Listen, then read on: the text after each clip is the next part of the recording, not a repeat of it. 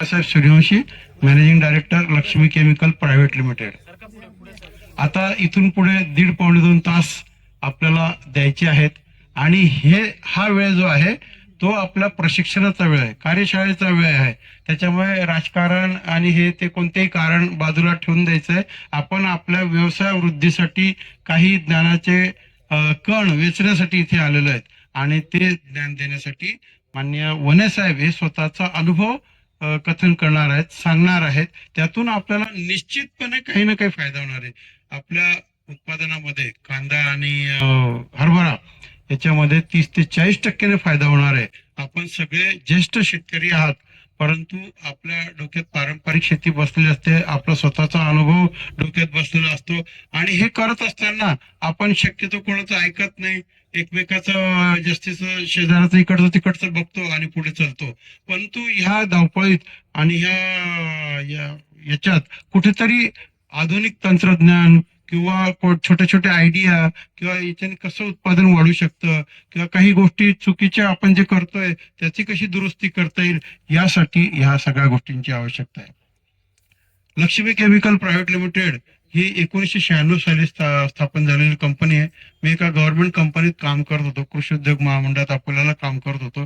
त्यातल्या अनुभवातून मी या कारखान्याची उभारणी केली आणि पाचोरा तालुक्यात हा कारखाना आहे आणि 5 उत्पादनांपासून सुरुवात केली. आज 150 प्रोडक्ट आहेत आणि आपल्याला लागणारे जे काही साखळी आहेत उत्पादनांची, म्हणजे कोकणातील हापूस आंब्यापासून ते भंडारच्या भातापर्यंत लागणारे सर्व उत्पादन आहेत. मोठ्या कंपन्या असो, छोट्या कंपन्या, त्यांच्याकडे जे उत्पादनं कोरायजन असेल, स्वीप पॉवर असेल, असे सुद्धा उत्पादनं कंपनीकडे आहेत आणि जुने नवीन कॉम्बिनेशन असे सगळे प्रोडक्ट आहेत आणि 30 वर्षापासून ही कंपनी कार्यरत आहे. 3 राज्यामध्ये काम करते आहे, महाराष्ट्र, राजस्थान आणि मध्य प्रदेश. जेव्हा एखाद्या व्यवसायाला 30 वर्ष होतात तर त्याला काही तत्व असल्याशिवाय ती कंपनी टिकू शकत नाही. शेतकऱ्यांचा विश्वास, क्वालिटी आणि सेवा या 3-4 गोष्टी असल्याशिवाय कोणताही उद्योग, दुकान असेल किंवा उत्पादन असेल तर ते टिकू शकत नाही. आम्ही आमचा परिवार या 1996 पासून या उद्योगात आहे. माझे वडील सुद्धा कृषी अधिकारी होते आणि मी पण शेतकरी कुटुंबातूनच झालेलो आहे. पण आम्ही सगळे सरकारी अधिकारी होतो आमच्या घरात सगळेजण. परंतु शेती व्यवसायात काहीतरी करावं, गावाकडे जावं, काहीतरी 4 लोकांना काम मिळेल आणि या सगळ्या उद्देशातून सामाजिक दृष्टिकोन ठेवून आम्ही या उद्योगाकडे बघतो. आजही आम्ही निम्मे आमचं उत्पादनाचं काम आहे, पण निम्मे आम्ही सामाजिक काम करत असतो. आज प्रोजेक्टर आम्ही दाखवू शकत नाही एवढ्या उजेडात. तर विविध ऍक्टिव्हिटीज आहे, वृक्षारोपण आहे किंवा म्हणजे शोपेटीज आहे. एक मोठं मंदिर आम्ही उभारलेलं आहे 55 फूट तुळजापूरचं. तर ते तिथे जायची गरज नाही, असं मंदिर आम्ही तुळजापूरला किंवा इतक्या लांब जायची गरज नाही, इथेच दर्शनाला येतील. आता नवरात्रीत जवळपास 1 लाख लोकांनी या मंदिरात दर्शन घेतलं. तर जळगाव पाचोरा रस्त्यावर हे मंदिर आणि आमचा कारखाना तिथे आहे आणि आमची ही सगळी टीम आहे. ठाकरे साहेब किंवा गणेश धनगर आणि प्रभाकर पाटील ही सगळी आमची टीम आहे. महाराष्ट्रामध्ये विविध ठिकाणी आम्ही विविध जिल्ह्यांमध्ये काम करत असतो. गेल्या 26 वर्षापासून आम्ही महाजन कृषी केंद्र चिखली यांच्याशी रिलेटेड आहोत. ते आमचे विक्रेते आहेत आणि त्यांच्या मार्फत संकेत भाऊ पण घेत असतात आणि अशा सगळ्या ह्या चॅनलने आपल्यापर्यंत हा माल पोहोचवत असतो.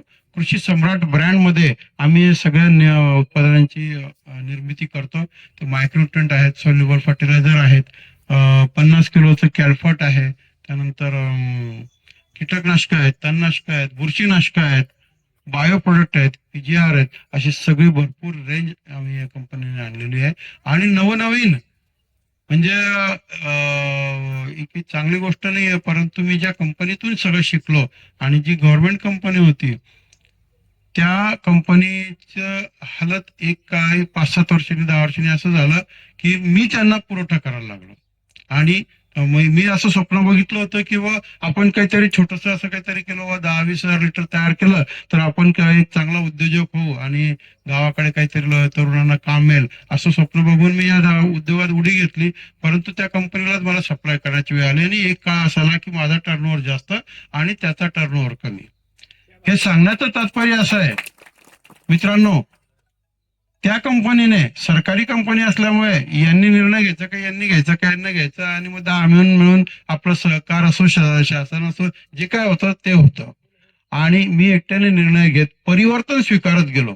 त्यांनी परिवर्तन स्वीकारलंच नाही. तेच प्रोडक्ट, तीच पॉलिसी, तेच घिसेपिटे सगळे तर ते तसं चालतं. आणि आपल्याला तर आता दर 2-3 वर्षांनी नवीन काही नाहीये का, शेतकरीच विचारतो साहेब नवीन प्रोडक्ट काही नाही का, नवीन पॅकिंग काढलं नाही का, ते उत्पादन नाही का, याच्यासारखी बॉटल नाही का, याच्यासारखं हे नाही का. तर ह्या सगळ्या काळानुरूप होणाऱ्या बदलाला आम्ही सामोरे गेलो आणि ते बदल स्वीकारत राहिलो. म्हणून आज आम्ही आमच्या समोर आहेत. नाही तर माझ्यासोबत त्यावेळेला 6 ते 7 उद्योग निर्माण झाले होते असेच वेगळ्या नांदेडला किंवा औरंगाबादला किंवा अमरावतीला. ते नंतर काळानुरूप बंद पडले. याचं कारण आहे परिवर्तन. आणि तेच मला तुम्हाला विनंती करावीशी वाटते की आपण सगळे तज्ज्ञ जरी शेतकरी असला, आपला अनुभव जरी असला आणि 40-50 वर्षाचा अनुभव असला तरी बदल स्वीकारा. कारण जमीन तीच आहे, खतं तेच आहे, बियाणं तेच आहे, परंतु उत्पादकता कमी होते किंवा आपल्याला पाहिजे तसं अपेक्षित उत्पादन येत नाही. तर त्याचे कारण काय याचा विचार करा.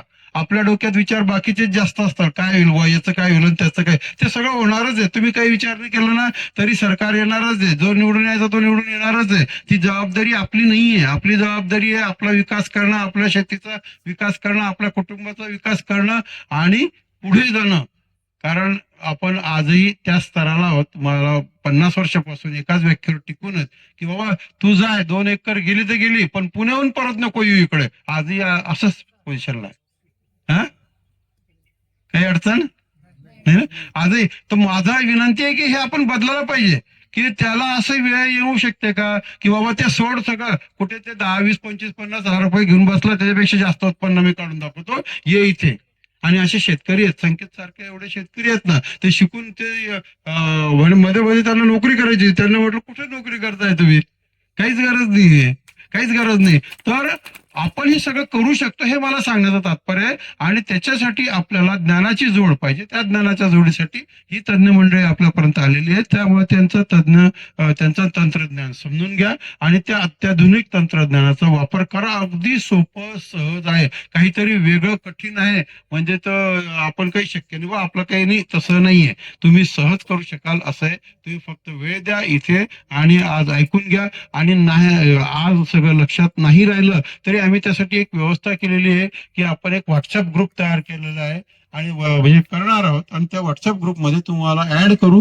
त्याच्यात तुम्ही 100 रुपये देऊन तो व्हॉट्सअप फॉर्म भरायचा आणि तुम्ही पूर्णपणे ह्या तज्ज्ञांच्या संपर्कात राहाल. कोणतीही अडचण असो, कोणत्याही पिकाची असलं तर तुम्ही त्याच्यात टाका किंवा तुम्ही कॉल करा. हरभऱ्याबद्दल, कांद्याबद्दल डॉक्टर भणे साहेबांना कॉल करा तुम्ही आणि फोटो टाका. तुम्हाला कोणता रोग असेल म्हणजे जमिनीपासून ते हार्वेस्टिंग पर्यंत काहीही समस्या असली तर त्या ग्रुपवर तुम्हाला मिळेल आणि आपल्याला घरी बसल्या मिळेल. सगळ्यात महत्वाचं तुमच्या गावात रेंज चांगली आहे. काल आम्ही एका ठिकाणी होतो, रेंजच नव्हतं. त्यामुळे असं वाटलं की फार कुठेतरी जंगलात आलो आणि असं होत होतं एकदम जरा, कारण आपलं त्याशिवाय करमतच नाही. तर तुमच्या गावात रेंज चांगली आहे, घरी बसल्या आपल्याला हे तंत्रज्ञान मिळू शकतं.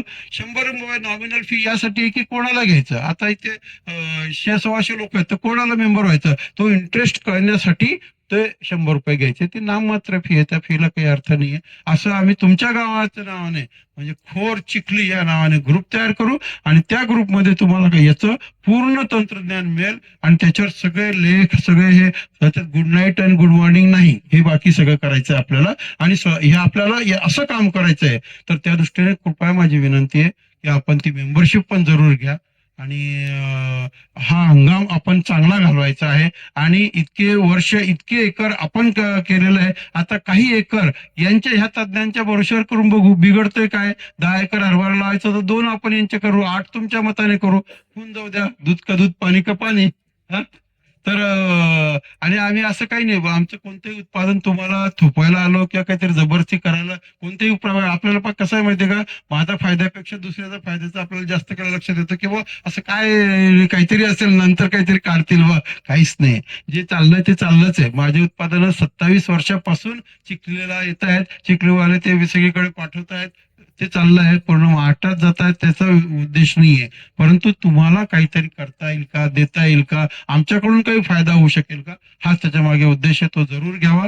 या रब्बी हंगामासाठी माझ्या कंपनीकडून आपल्या सगळ्यांना शुभेच्छा. धन्यवाद.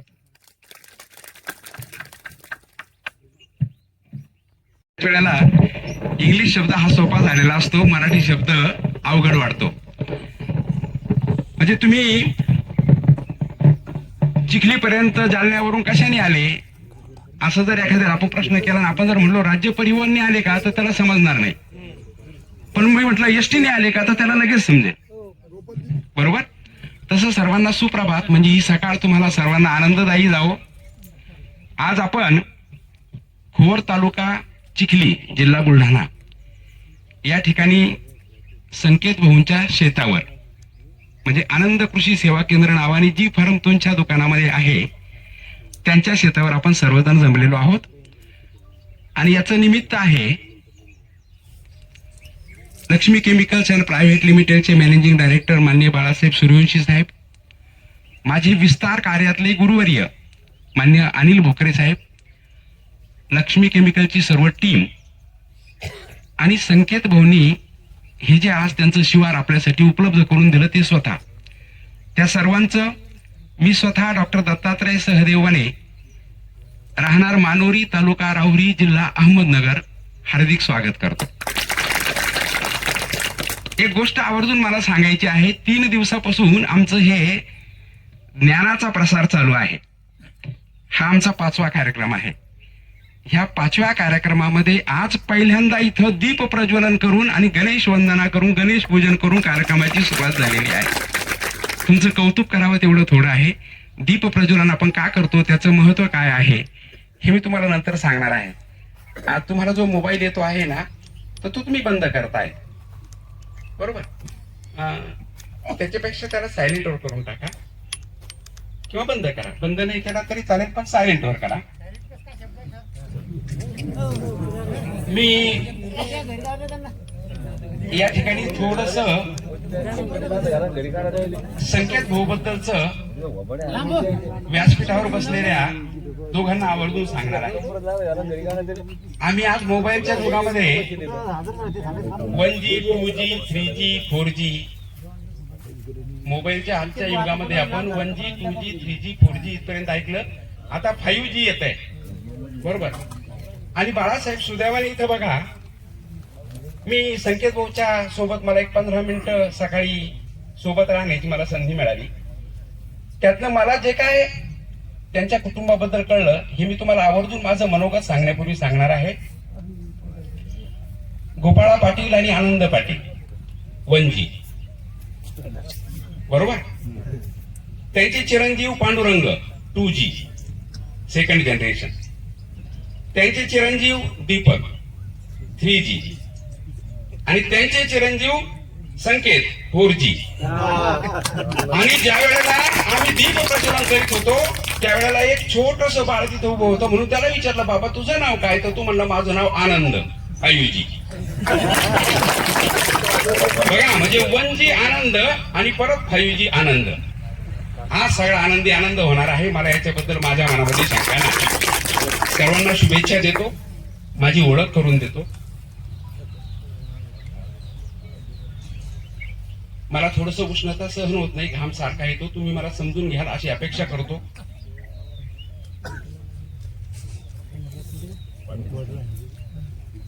माझी ओळख करून देताना बाळासाहेबांनी सांगितलं, डॉक्टर वने. आपल्या सर्वांनाही प्रश्न पडला असं, बऱ्याच ठिकाणी माझी ओळख डॉक्टर वने म्हणून करून दिली का? खूप जण विचारतात जनावरांचे का, ते काय विचारतात मला माहित नाही. पण मी डॉक्टर वने म्हणजे तुमच्यासारखा शेतकरी कुटुंबातला एक. माझी वडिलोपार्जित स्थिती, 75ला 10वी सुटलो, 1977ला 12वी सुटलो आणि माझ्या वडिलांनी सांगितलं, बाबा पुढे काही शिकू नको, मला शेतीमध्ये कोणीतरी मदत करा. आम्ही 3 जण भाऊ, मी थोरला, धाकटे 2 भाऊ, ते 2 जण शिकतील म्हणे. परंतु माझ्या 2 स्नेहांनी माझ्या वडिलांना विनंती केली की आप्पा याला शिकू द्या, हा हुशार आहे, डॉक्टर होईल. आणि सुदैवानं गंगाधर शास्त्री गुणे आयुर्वेद महाविद्यालय अहमदनगरला मला BAMS साठी प्रवेश मिळाला. हा प्रवेश मिळाल्यानंतर माझ्या शेतापासून आम्ही शेतावर राहतो. तुम्ही जसं गावामध्ये राहतात तसं आमच्याकडे पश्चिम महाराष्ट्रामध्ये आम्ही शेतावर राहतो. मानोरी गावापासून 2 किलोमीटरवर आमचं शेत आहे. त्या शेतावर राहत असताना वडिलांनी मला पुन्हा एक विनंती केली की आता तू असं कर, तुला 50 किलोमीटर अंतरावर BAMSच्या कॉलेजसाठी प्रवेश मिळालेला आहे. सोमवार ते शुक्रवार कॉलेज कर, शनिवार रविवार मला शेतीमध्ये मदत कर. अशी माझी शिक्षणाची गंगा सुरू झाली. सुदैवानं 1983 साली पुणे विद्यापीठामध्ये मी पहिला आलो. मला प्राचार्य म्हटले की तू MD कर आणि आम्हाला हुशार मुलं मिळत नाही, इथंच प्राध्यापक हो. पण बाळासाहेब, भविष्यामध्ये माझ्या समोर ही प्राध्यापकी असेल असं मला त्यावेळेला वाटलं नाही. मग अशा रीतीनं वडिलांची ती 77 सालची आर्त हाक मला ऐकू येत होती की मला शेतीमध्ये तुम्ही कोणी मदत करणार आहात किंवा नाही. म्हणून 84 गावामध्ये दवाखाना टाकला आणि प्रॅक्टिस सुरू केली आणि वडिलांना शेतीमध्ये मदत करायला सुरुवात केली. हा माझा पूर्व परिचय दिल्यानंतर आपण मूळ विषयाकडे आज येणार आहोत. आज तुमच्याकडे मला जे आणलं गेलंय ते याच्यासाठी आणलं गेलंय की हरभरा आणि कांदा हे जे 2 रब्बी हंगामातले प्रमुख पिकं आहेत, याची उत्पादकता आपल्याला शाश्वत पद्धतीने कशी वाढवता येईल. शाश्वत पद्धतीने, शाश्वत हा शब्द सर्वप्रथम समजून घ्या. शाश्वत शब्दाचा अर्थ असा आहे की अशी शेती आपल्याला भविष्यामध्ये करता आली पाहिजे की ज्या शेतीमध्ये 1 रुपया मी जर गुंतवला, 1 रुपया मी जर गुंतवला तर मला 2 रुपये उत्पन्न मिळालं पाहिजे, म्हणजे 1 रुपया नफा मिळाला पाहिजे. एक साधा अर्थशास्त्र मी तुम्हाला समजून सांगणार आहे. हे थोडेसे मोबाईल जे वाचतात ना, हे प्रासंगिक विनोद फार निर्माण करतात. ते प्रासंगिक विनोद काय निर्माण करतात त्याचा जरा किस्सा समजून घेऊया आणि परत मूळ विषयावर येऊया. आपल्याला हे हसत खेळत रंगत आपल्याला हा विषय समजून घ्यायचा आहे. या मोबाईलवर 21व्या शतकातलं हे असं आयुध आहे की ज्याला आपण कुठं बसलेलो आहोत याचं भान नसतं. या मोबाईलवर आपण गाण्याच्या वेगवेगळ्या रिंगटोन डाउनलोड करून ठेवलेल्या असतात. म्हणजे काय की एखाद्याचा फोन आला तर कदाचित गाणं वाजतं त्या मोबाईल मधून, आणि ते गाणं प्रासंगिक विनोद कसं तयार करतं त्याचे 2-3 किस्से सांगतो मी तुम्हाला. एका ठिकाणी अंत्यविधी चालू असते, सर्व दुःखद वातावरण असतं, शांत वातावरण, आणि अचानक एकाला फोन येतो आणि त्याची रिंग वाजते. राजा की आएगी बारात, रंगीली होगी रात, मगन मैं नाचूंगी. दुःखाचा क्षण, आनंदाची रिंगटोन वाजते. एका ठिकाणी नवरदेवाची वरात चालू असते, आनंदाचा क्षण. डीजे वरचं एक गाणं संपतं, दुसरं गाणं आता सुरू होणार असतं, मध्ये थोडा पॉज मिळतो, सगळे शांत असतात आणि एकाला फोन येतो आणि रिंग वाजते. ओ जाने वाले हो सखे तो लौट के आना. आणि याच्या पुढचा कर म्हणजे एक दिवशी पाहुणे घरी जेवायला आले, त्यांना नॉन व्हेज आवडते म्हणून चिकनचा बेत केलेला. आम्ही चिकनवर ताव मारतोय बैठक खोलीमध्ये आणि पाहुण्यांना फोन आला आणि पाहुण्यांच्या खिशातली फोनची रिंग वाजली. विठ्ठल नामाची शाळा भरली. मला पुढची ओळ आठवली. चिकन खाताना तान भूक हरली, विठ्ठल नामाची शाळा भरली. असो, त्याला शांत करा, त्याला सायलेंट करा. आपल्या ह्या कार्यक्रमामध्ये त्याचं विघ्न येऊ नये, अडचण येऊ नये, एवढी एकमेव अपेक्षा. आपण मूळ मुद्द्यावर येतो आहोत. हरभरा आणि कांदा आपल्याला शाश्वतपणे कसा घेता येईल. तुमच्याकडे तुम्ही सांगितलं की कांदा तुम्ही कंद म्हणून करीत नाही तर बीजोत्पादन म्हणून करतात. तो विषय आपण नंतर काही समजून घेऊ, त्या विषयाबद्दलचे बारकावे आपण समजून घेणार आहोत. मूळ विषय आपण हरभऱ्याचा सुरू करणार आहोत. हरभऱ्याचा सुरू करत असताना बाळासाहेबांनी जसं प्रास्ताविकामध्ये सांगितलं, मी फार वेगळं काही सांगणार नाही. तुम्ही जे करता आहात त्याच्यामध्ये फक्त थोडं वेगळे पण आपल्याला काय करायचंय की त्या वेगळेपणामुळे आपला उत्पादन खर्च कमी होईल, आपला त्रास कमी होईल, आपलं उत्पादन वाढेल आणि निव्वळ नफ्याचं प्रमाण वाढेल. हा माझा पूर्णपणे त्या संपूर्ण माझ्या या मनोगतातला माझा एक हेतू असणार आहे. सुरुवात करणार आहोत आपण. हरभऱ्याची उत्पादकता का घटते. संकेत भाऊच्या गाडीवर बसल्यानंतर मी विचारलं, आता सोयाबीन निघाल्यानंतर काय करणार आहेत शेतकरी.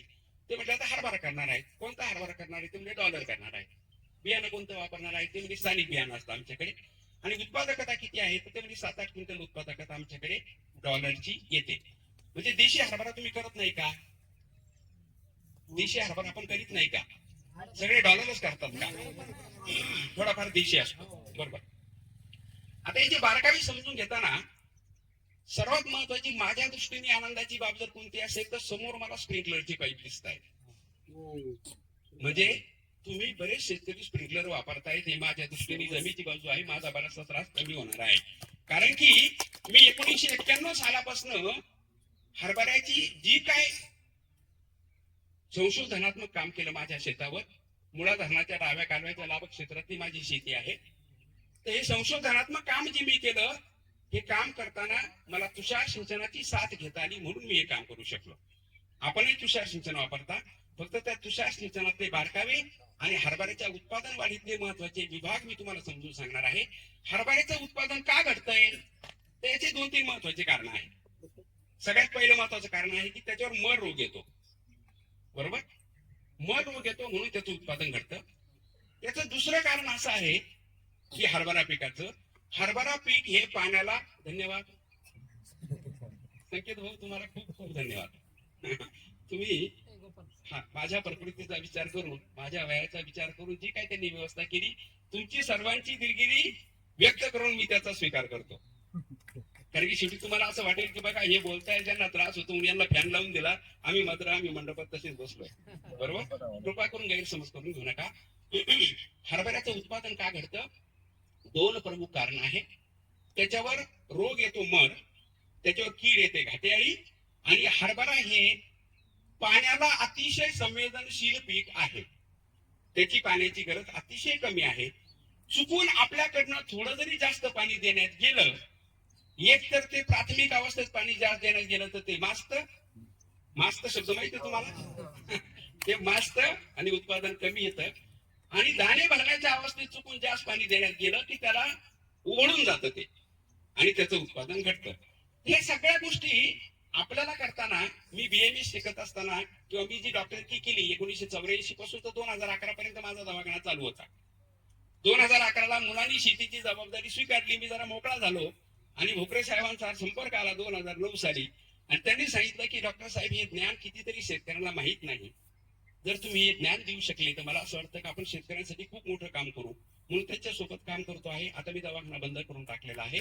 आणि मग अशा रीतीनं ज्या वेळेला हरभऱ्याच्या बाबतीमध्ये विचार केला, BMS शिकत असताना एक वाक्य आम्हाला शिकवलं गेलं होतं, कारण नाशात कार्यनाशा. आणि हे वाक्य कशासाठी शिकवलं होतं की एखादा आजार आहे, तो जर कार्य असेल तर त्याचा नाश करायचा असेल तर कारणांचा नाश करावा लागेल. म्हणजे समजा कोरोना एक आजार, कोरोनाचा आपण 20 साली आपण सगळ्यांनी अनुभव घेतला. त्याचा नाश करायचा असेल तर काय करावं लागेल? ती लस काढावी लागेल, ती लस टोचावी लागेल, म्हणजे कोरोना होणार नाही, बरोबर. मग मर रोग हे जर हरभऱ्यातलं कार्य असेल तर त्याचं कारण शोधावं लागेल. काय कारण आहे आपल्यापैकी कोणाला माहित आहे? मर रोग काय येतो याच्याबद्दल आपल्याबद्दल शास्त्रीय कारण कोणाला माहित असेल तर मी तुम्हाला आता सांगणार आहे. त्याचं सगळ्यात महत्वाचं कारण आहे, मर रोग हा फ्युजेरियम नावाच्या बुरशीमुळे येतो. की जी बुरशी अतिवृष्टी जर झालेली असेल, आता तुमचं सोयाबीनचं पीक निघालेलं आहे, पाऊस झालेला आहे, जमिनीमध्ये भरपूर ओलावा आहे, अशा ओलाव्यामध्ये त्या फ्युजेरियम हानिकारक बुरशीची वाढ होते. आणि ती फ्युजेरियम बुरशी आपण हरभरा पेरल्यानंतर त्याच्यावर काम करते, त्याला मारून टाकते, त्याच्या मुलांना मारून टाकते, त्याच्यावर मर रोग येते.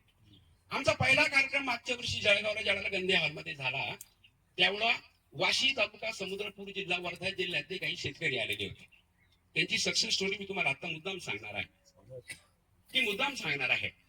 कार्यक्रम संपला आणि सर्व शेतकऱ्यांनी माझ्या कोंडाळे केलं माझ्या शेजारी, आणि त्यांनी सांगितलं सॉरी कार्यक्रम सुरू होण्यापूर्वी त्यांनी कोंडाळं केलं आणि मला असं सांगितलं की डॉक्टर साहेब आम्हाला हरभरा पीक आता बंद करून टाकायचं आहे, वाशी तालुका, समुद्रपूर जिल्हा, वर्धा, आणि आम्हाला राजम्याकडे वळायचं आहे.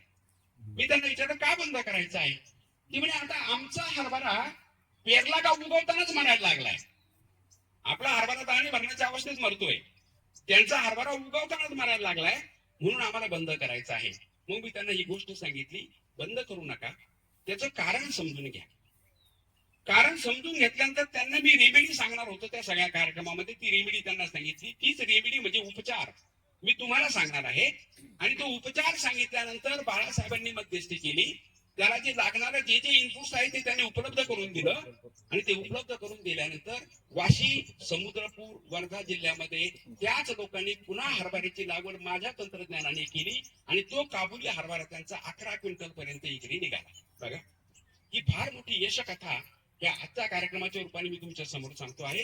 मर रोग येतोय बुरशीमुळे, फ्युजेरियम नावाच्या बुरशीमुळे येते. आता ही बुरशी कुठून येते?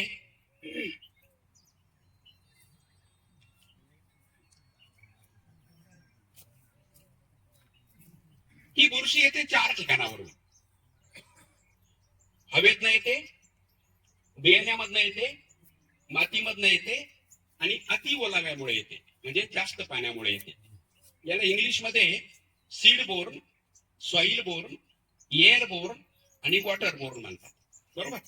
आता आपल्याला या 4 ठिकाणापासून या बुरशीपासून जर मर रोगाचं नियंत्रण करायचं असेल आपल्या हरभऱ्यावरचं, तर आपल्याला त्याला टाळावं लागेल, म्हणजे प्रिव्हेन्शन करावं लागेल. प्रिव्हेन्शन म्हणजे काय? रोग होऊन बरा करण्यापेक्षा रोग होऊच देऊ नका. बरोबर. 17व्या दिवशी तुमचं मर रोगाने हरभऱ्याचं झाड मारायला लागलं तर तुम्ही काही करू शकणार नाही. अब पछताने से क्या फायदा जब चिडिया चुग गई खेत. बरोबर. म्हणजे ते ज्वारीच्या कणसाचे दाणे खाऊन टाकले सगळ्या त्या चिमण्यांनी, आणि नंतर तो शेतकरी गोपन घेऊन गेला राखायला, तर त्याचा काही उपयोग आहे का? नाही. मग याला आमच्या वैद्यकीय भाषेमध्ये म्हणतात prevention is better than cure. आणि याचा एक दृष्टांत मी तुम्हाला सांगणार आहे. तो दृष्टांत असा आहे, सकाळी एका वेळेला माझी एका मित्राची आंघोळ झालेली. आंघोळ झाल्यानंतर त्याने अंडरपॅन्ट घातली आणि त्याचा थैथायड सुरू झाला. कशामुळे थैथायड सुरू झाला? तर त्याच्या बायकोने ती अंडरपॅन्ट आदल्या दिवशी ज्या दोरीवर वाळू घातली होती, त्या दोरीवर मुंग्या होत्या बारीक चावणाऱ्या. बरोबर. थैथायड सुरू झाला, बायकोवर तोंडसूप घ्यायला सुरुवात केली. काही कळत नाही, पुढे वाळू घालता तुम्ही. मी गेलो, बाबा विचारलं काय झालं. त्यांनी सांगितलं. मी त्याला एका वाक्यात उत्तर दिलं. किती सोपी गोष्ट होती. अंडरपॅन्ट घालण्यापूर्वी झटकून घेतली असती तर विषय मिटला असता, संपला असता. आपल्याला हा मर रोग टाळायचा आहे, म्हणजे झटकायचा आहे. ती अंडरपॅन्ट झटकायची आहे आपल्याला. कसा टाळता येईल? हवेतून येणारे जे या फ्युजेरियमचे जीवाणू आहेत, विषाणू आहेत, हे आपल्याला टाळता येणार नाही. कारण की कोरोनाच्या काळामध्ये आपण मास्क लावला, पण आपण झाडाला काय मास्क लावू शकणार नाही. म्हणून तो विषय आपण बाजूला ठेवूया. मग आता बियाण्याचं, मातीचं, पाण्याचं याच्यातनं कशी टाळता येईल आपल्याला? तर बियाण्यातून टाळण्यासाठी लक्ष्मी केमिकलकडे कार्बेंडिझम नावाचं एक सुंदर आंतरप्रवाही बुरशीनाशक आहे. हे 1 किलोला 2 ग्रॅम ह्याप्रमाणे त्याची बीज प्रक्रिया अगोदर करायची.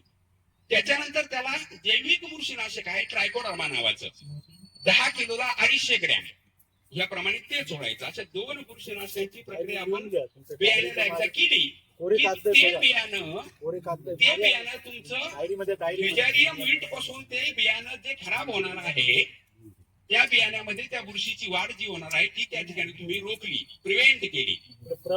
झालं बियाणं. मी रिपीट करतो. कार्बेंडिझम.